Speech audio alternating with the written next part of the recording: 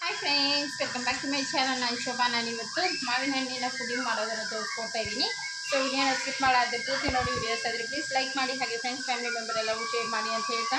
So ಇವತ್ತು ಇವಾಗ ಸೀಸನಲ್ಲಿ ಅಂದರೆ ಮಾವಿನ ಹಣ್ಣಿನ ಸೀಸನ್ ಇರೋದ್ರಿಂದ ತುಂಬಾ ರುಚಿಯಾಗಿರೋಂಥ ಮತ್ತು ಕೋಲ್ಡ್ ಆಗಿರೋಂಥ ಸಿಂಪಲ್ಲಾಗಿ ಟೇಸ್ಟಿಯಾಗಿರೋಂಥ ಮಾವಿನ ಹಣ್ಣಿನ ಪುಡಿಂಗ್ ಯಾವ ರೀತಿ ಮಾಡೋದು ಅಂತ ಹೇಳಿ. ಸೊ ಬನ್ನಿ ಫ್ರೆಂಡ್ಸ್ ನೋಡ್ಕೊಂಬರೋಣ. ಸೊ ವಿಡಿಯೋ ಸ್ಕಿಪ್ ಮಾಡೋದಕ್ಕೆ ಪೂರ್ತಿ ನೋಡಿ ವಿಡಿಯೋಸ್ ಆದರೆ ಪ್ಲೀಸ್ ಲೈಕ್ ಮಾಡಿ, ಹಾಗೆ ಫ್ರೆಂಡ್ಸ್ ಫ್ಯಾಮಿಲಿ ಮೆಂಬರ್ ಎಲ್ಲವೂ ಶೇರ್ ಮಾಡಿ ಅಂತ ಹೇಳ್ತಾ. ಸೊ ಈ ಥರ ಮಾವಿನ ಹಣ್ಣಿನ ಪುಡಿಂಗ್ ಮಾಡ್ತಾ ಸೊ ನಿಮ್ಮೊಟ್ಟಿಗೆ ವಿಡಿಯೋನ ಶೇರ್ ಮಾಡ್ತಾ ಇದ್ದೀನಿ. ಸೊ ಫ್ರೆಂಡ್ಸ್, ನಾನು ಇವಾಗ ಒಂದು ಮಾವಿನ ಹಣ್ಣು ತೊಗೊಂಡಿದ್ದೀನಿ. ಪೂರ್ತಿಯಾಗಿ ಹಣ್ಣಾಗಿದೆ ಮತ್ತು ಸ್ವೀಟ್ ಆಗಿರೋಂಥ ಮಾವಿನ ಹಣ್ಣಿದೆ. ಸೊ ಇದನ್ನು ನಾನು ಇವಾಗ ಏನೇನು ಹಾಕಿ ಫಸ್ಟ್ ಇದ್ರ ಪ್ಯೂರಿನ ಮಾಡ್ಕೋಬೇಕು. ಸೊ ಅದಕ್ಕಿಂತ ಮುಂಚೆ ನಾವು ಯಾವ ಬೌಲಲ್ಲಿ ಸೆಟ್ ಮಾಡ್ಕೋತೀವೋ ಆ ಬೌಲಲ್ಲಿ ಒಂದು ಸ್ವಲ್ಪ ತುಪ್ಪ ಹಾಕಿ ಅಪ್ಲೈ ಮಾಡ್ಕೊಳ್ಳೋಣ. ಸೊ ಇದನ್ನೆಲ್ಲ ಅಪ್ಲೈ ಮಾಡಿ ಸಪ್ರೇಟಾಗಿ ಎತ್ಕೊಂಡ್ಬಿಡೋಣ. ಆಮೇಲೆ ಬೇಗನೆ ಮಾಡ್ಕೋಬೋದು. ಮಿಕ್ಸಿ ಜಾರ್ಗೆ ನಾನು ಇವಾಗ ನಮ್ಮ ಹಣ್ಣು ಎಷ್ಟು ಸ್ವೀಟಾಗಿ ಬೇಕು ಅದು ನೋಡಿಕೊಂಡು ಸ್ವೀಟು ಹೆಚ್ಚು ಕಡಿಮೆ ಅಂತ ಮಾಡ್ಕೋಬೋದು. ನಾನು ಸ್ವೀಟಾಗಿರೋಂಥ ಹಣ್ಣು ಇರೋದ್ರಿಂದ ಒಂದು 5-6 ಟೇಬಲ್ ಸ್ಪೂನ್ ಆಗುವಷ್ಟು ಸಕ್ಕರೆನ ತೊಗೊಂಡಿದ್ದೀನಿ. ಮಿಕ್ಸಿ ಜಾರ್ಗೆ ಸೇರಿಸ್ಕೊತಾ ಇದ್ದೀನಿ. ಫಸ್ಟೇ ನಾನು ಏಲಕ್ಕಿ ಪುಡಿನ ಮಾಡಿ ಇಟ್ಟಿರ್ತೀನಿ. ಅದು ಒಂದು ಅರ್ಧ ಟೇಬಲ್ ಸ್ಪೂನಷ್ಟು ಏಲಕ್ಕಿ ಪುಡಿನ ಸೇರಿಸ್ತಾ ಇದ್ದೀನಿ. ನಿಮಗೆ ಪುಡಿ ಇಲ್ಲಾಂದರೆ ಏಲಕ್ಕಿ ಕಾಯಿನೇ ಬಿಡಿಸಿ 1-2 ಏಲಕ್ಕಿ ಕಾಯಿ ಹಾಕಿದ್ರೆ ಆಯಿತು. ಇದ್ರ ಮಾವಿನ ಹಣ್ಣಿನ ಪಲ್ಪ್ ಮಾತ್ರ ನಾನು ಸಪ್ರೇಟ್ ಮಾಡ್ಕೊಳ್ತೀನಿ. ಕಾರ್ನ್ಫ್ಲೋರ್ ಇದೊಂದು ಸಪ್ರೇಟಾಗಿ ಒಂದು ಬೌಲಲ್ಲಿ 2 ಟೇಬಲ್ ಸ್ಪೂನ್ ಆಗಲಿ ಇಲ್ಲ 1 ಟೇಬಲ್ ಸ್ಪೂನ್ ಆಗಲಿ, ನೀವು ಎಷ್ಟು ಕ್ವಾಂಟಿಟಿಯಲ್ಲಿ ಮಾಡ್ತಾಯಿದ್ರೆ ಅದನ್ನು ನೋಡ್ಕೊಂಡು ಹಾಕ್ಕೊಳ್ಳಿ. ನಾನಿಲ್ಲಿ ಒಂದು ಮಾವಿನ ಹಣ್ಣು ಮಾಡ್ತಾ ಇರೋದ್ರಿಂದ 2 ಟೇಬಲ್ ಸ್ಪೂನ್ ಆಗುವಷ್ಟು ಕಾರ್ನ್ಫ್ಲೋರ್ ತಗೊಂಡಿದ್ದೀನಿ.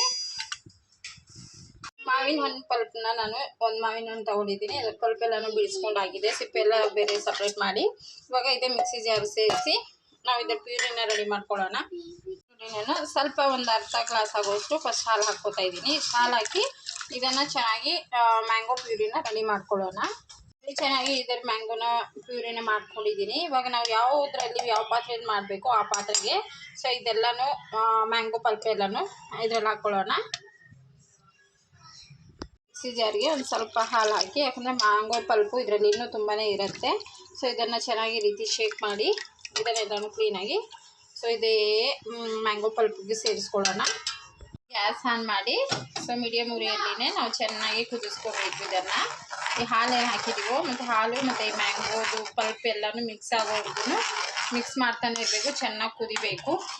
ತುಂಬಾ ಟೇಸ್ಟಿಯಾಗಿರುತ್ತೆ, ಸ್ವೀಟಾಗಿ ಬಿಡಲಾರ್ದೆ ಹಿಂಗೆ ತಿರುಗಿಸ್ಕೊತಾನೆ ಇರೋಣ.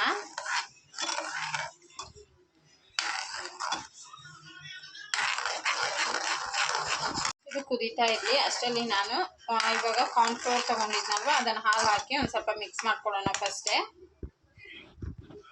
2 ಟೇಬಲ್ ಸ್ಪೂನ್ ಆಗುವಷ್ಟು ಕಾರ್ನ್ಫ್ಲೋರ್ ತೊಗೊಂಡಿದ್ದೀನಿ. ಅದಕ್ಕೆ ಮತ್ತೆ ಹಸಿ ಹಾಲನ್ನ ಹಾಕಿ ಗಂಟು ಇಲ್ದಿರ ಕಲಿಸ್ಕೊಂಡ್ಬಿಡೋಣ. ನಾನು ಕರೆಕ್ಟಾಗಿ ಹೇಳ್ಬೇಕಂದ್ರೆ 1/4 ಲೀಟ್ರ್ ಹಾಲು ಯೂಸ್ ಮಾಡ್ಕೊಂಡಿದ್ದೀನಿ.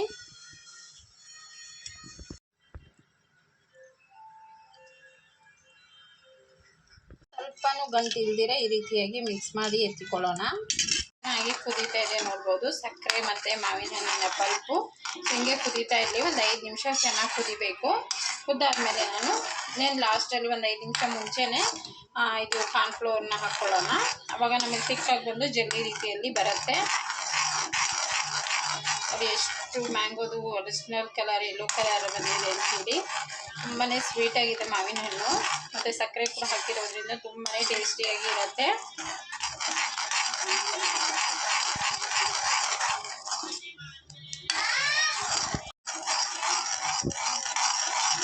ಹಾಗೆ ತಿರುಗಿಸ್ಕೊತಾನೇ ಇರೋಣ. ನೋಡಿ ಕುದಿಯೋಕ್ಕೆ ಸ್ಟಾರ್ಟ್ ಆಗಿದೆ. ಇವಾಗ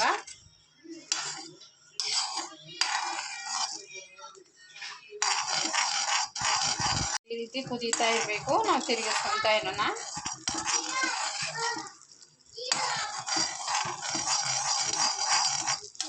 ನಾನು ಕರೆಕ್ಟಾಗಿ ಹಾಲು ಇದಕ್ಕೆ 1/4 ಲೀಟ್ರ್ ಆಗುವಷ್ಟು ಹಾಲು ಹಾಕಿದ್ದೀನಿ ಒಂದು ಮ್ಯಾಂಗೋ ಫ್ರೂಟ್ಗೆ. ಸೊ ಇವಾಗ ಕುದೀತಾ ಇದೆ ಅಲ್ವಾ. ಸೊ ಈ ಥರ ಕುದೀತಾ ಇರುವಾಗಲೇ ನಾವು ಕಾರ್ನ್ಫ್ಲೋರ್ ಕಲಿಸ್ಕೊಂಡಿರೋದನ್ನು ಹಾಕಿ ಕೈ ಬಿಡಲಾರ್ದೆ ತಿರುಗಿಸ್ಕೊತಾ ಇರೋಣ. ಮಾಡಿಕೊಂಡು ಇವಾಗ ನಾನು ಕಲಸಿರೋಂಥ ಕಾರ್ನ್ಫ್ಲೋರ್ ಹಾಕೊಳ್ಳೋಣ ಹಾಲು ಜೊತೆ ಕಲಸಿರೋದನ್ನು.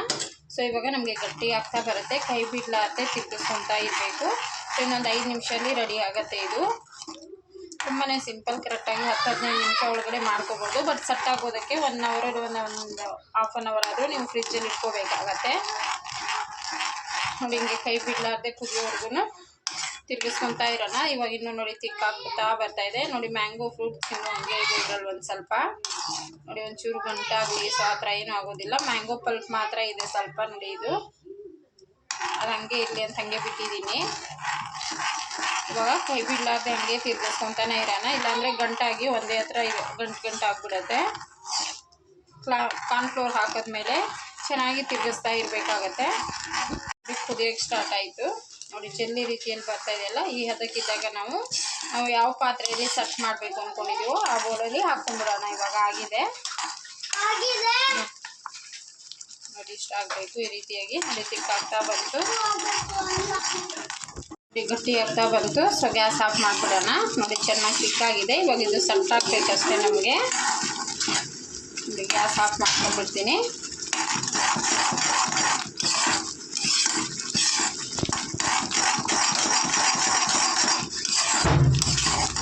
ನಾನು ಗ್ಯಾಸ್ ಆಫ್ ಮಾಡಿದ್ದೀನಿ.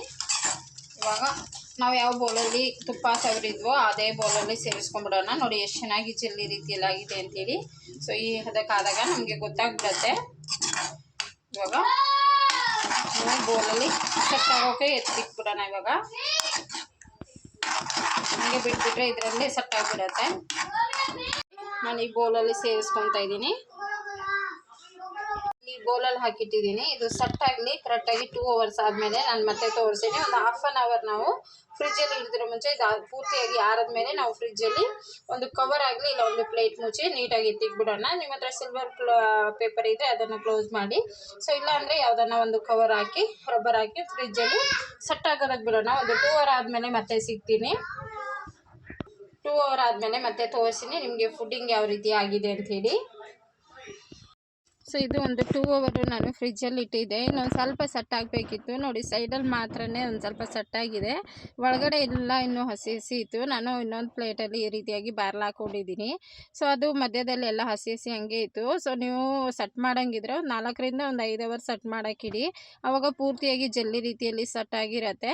ಸೊ ಆದರೂ ಪರವಾಗಿಲ್ಲ, ಐಸ್ ಕ್ರೀಮ್ ರೀತಿಯಲ್ಲಿ ತುಂಬಾ ಸಾಫ್ಟಾಗಿ ಬಾಯಲ್ಲಿಟ್ಟರೆ ಕರಗೋ ಥರ ತುಂಬ ರುಚಿಯಾಗಿತ್ತು ಫುಡ್ಡಿಂಗು. ಸೊ ನೀವು ಈ ರೀತಿಯಾಗಿ ಫುಡ್ಡಿಂಗ್ನ ಟ್ರೈ ಮಾಡಿ, ಮತ್ತು ಹೇಗೆ ಬರುತ್ತೆ ಅಂತೇಳಿ ತಪ್ಪದಿರ ಕಮೆಂಟ್ ಮಾಡಿ. ಸೊ ಇವಾಗ ಮಾವಿನ ಹಣ್ಣು ಸೀಸನ್ ಇರೋದ್ರಿಂದ ಸೊ ಬೇರೆ ಬೇರೆ ರೆಸಿಪೀಸ್ ಎಲ್ಲನೂ ಟ್ರೈ ಮಾಡಿ, ತುಂಬಾ ರುಚಿಯಾಗಿರುತ್ತೆ. ಸೊ ನೋಡ್ಬೋದು, ಇದು ನೆಕ್ಸ್ಟ್ ನಾನು 5-6 ಅವರ್ ಆದಮೇಲೆ ತೋರಿಸ್ತಾ ಇದ್ದೀನಿ. ಫುಲ್ಲು ಸೆಟ್ ಆಗಿತ್ತು, ತುಂಬಾ ಟೇಸ್ಟಿಯಾಗಿತ್ತು. ಎಲ್ಲರಿಗೂ ಸ್ವಲ್ಪ ಹಾಕ್ಕೊಟ್ಟೆ. ಇವತ್ತಿನ ರೆಸಿಪಿ ನಿಮ್ಗೆ ಇಷ್ಟ ಆಗುತ್ತೆ ಅಂದ್ಕೊಂಡಿದ್ದೀನಿ. ನೋಡ್ಕೊಂಡ್ಬಂದ್ರೆಲ್ಲ ತುಂಬಾ ಈಸಿಯಾಗಿ ಮಾವಿನ ಹಣ್ಣಿನ ಫುಡ್ಡಿಂಗ್ ಮಾಡೋದನ್ನು ತೋರಿಸ್ಕೊಟ್ಟಿದ್ದೀನಿ. ಸೊ ಇವತ್ತಿನ ಬ್ಲಾಗ್ ನಿಮಗೆಲ್ಲ ಇಷ್ಟ ಆಯಿತು ಅಂತ ಭಾವಿಸ್ತಾ ಇವತ್ತಿನ ಬ್ಲಾಗ್ನ ಇದಿಗೆ ಇದು ಮಾಡಿ, ಮತ್ತು ನಾಳೆ ಇನ್ನೊಂದು ಹೊಸ ರೆಸಿಪಿ ನಿಮಗೆ ಮತ್ತೆ ನಾಳೆ ಸಿಗೋಣ. ಸೊ ಯಾರು ಸಬ್ಸ್ಕ್ರೈಬ್ ಮಾಡ್ತೀರಾ ನೋಡ್ತಾ ಇದ್ರೆ ಪ್ಲೀಸ್ ಎಲ್ಲರೂ ಸಬ್ಸ್ಕ್ರೈಬ್ ಮಾಡ್ಕೊಂಡು ಅಲ್ಲಿ ಆಲ್ ಒನ್ ಆಪ್ಷನ್ ಇತ್ತು, ಅದನ್ನು ಕ್ಲಿಕ್ ಮಾಡಿ. ಅವಾಗ ನಾನು ಹಾಕೊಂತ ನಿಮಗೆ ಡೈಲಿ ನೋಟಿಫಿಕೇಶನ್ ಬರುತ್ತೆ. ಸೊ ಬನ್ನಿ ಇವತ್ತಿನ ಮಾವಿನ ಹಣ್ಣು ಫುಡ್ಡಿಂಗ್ ಒಂದಿಗೆ. ಸೊ ಇವತ್ತಿನ ಬ್ಲಾಗ್ನ ಇಲ್ಲಿಗೆ ಏನು ಮಾಡಿ, ಮತ್ತೆ ನೆಕ್ಸ್ಟ್ ಬ್ಲಾಗ್ ಸಿಗೋಣ ಫ್ರೆಂಡ್ಸ್. ಬಾಯ್.